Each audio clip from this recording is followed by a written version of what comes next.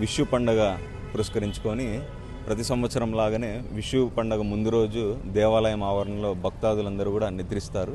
నిన్నటి రోజు కూడా సుమారు 400 మంది భక్తాదులు ఇక్కడ నిద్ర చేయడం జరుగుతుంది.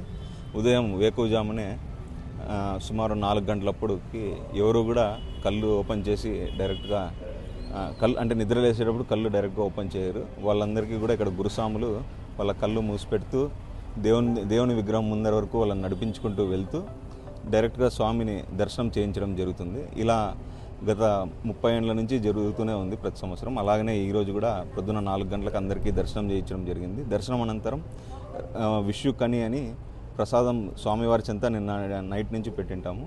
ఆ విషు కని ప్రసాదము దర్శనం చేసుకున్న భక్తాదులందరికీ కూడా విషు కని ప్రసాదంతో పాటు ఒక నాణెము స్వామివారి పాదాల చెంత ఉంచిన నాణెము కూడా వారికి బహుమతిలాగా ఇస్తూ ఆ నాణెంని వాళ్ళ ఇంట్లో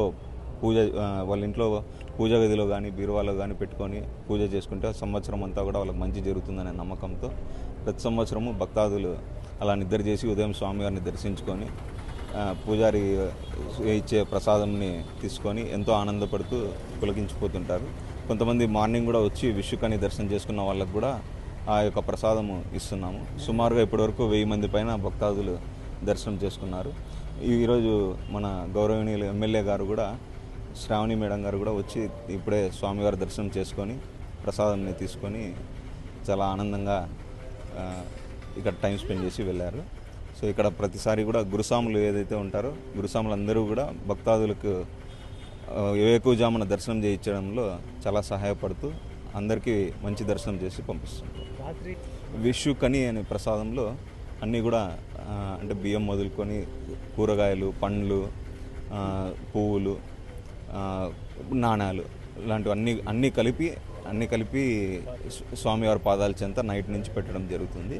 ఉదయం అందరి దర్శనం అనంతరము అవి ఏవైతే ఉంచుంటాం ప్రసాదం విషుకని ఉంటాయో విషుకని హారతి అని స్పెషల్గా ఈరోజు మాత్రమే ఉంటుంది. విషుకని హారతి కూడా గురుస్వాముల ఆధ్వర్యంలో విషుకని హారతి జరిగిన తర్వాత ఆ విషుకనిలో ఏవైతే అన్ని ప్రసాదం పెట్టింటామో అవి వచ్చిన భక్తాదులందరికీ కూడా ఉచితంగా పంపిణీ చేస్తాం.